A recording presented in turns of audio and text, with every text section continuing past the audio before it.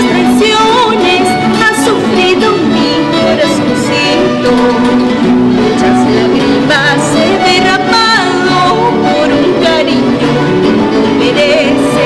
Solo en mí todo es sincero y nunca pensé en su falsía.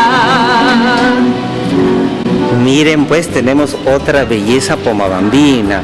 No hay nada que dar, que en Pomabamba hay mucho talento, músicos, bailarines, etcétera. Cuéntanos un poquito de ti, cuál es tu nombre, dónde has nacido, hace qué tiempo ya estás en el canto.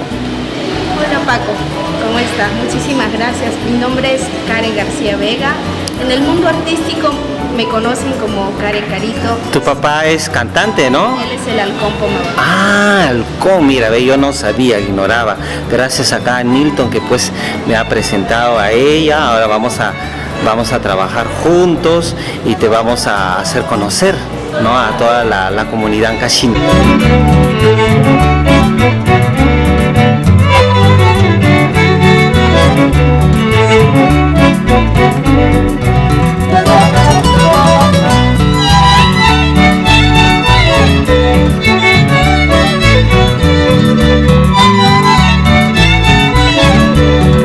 ¿Hace qué tiempo ya estás cantando?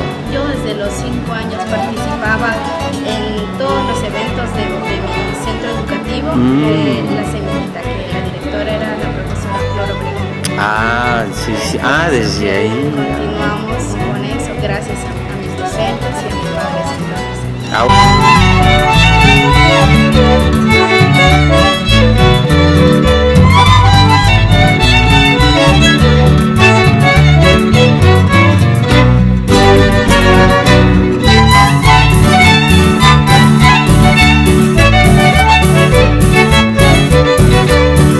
Muy joven, ¿qué edad tienes esto?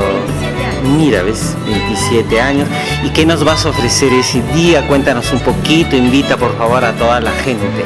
Claro que sí, amigos, los invito para este 29 y 30 de abril a este magno evento, Íconos de Ancash, que se realizará en el Teatro Municipal de Lima. Muy orgullosa de ser parte de este maravilloso evento. Los invito y los espero para conocer un poquito más de nuestra cultura pomabambina y ancashina.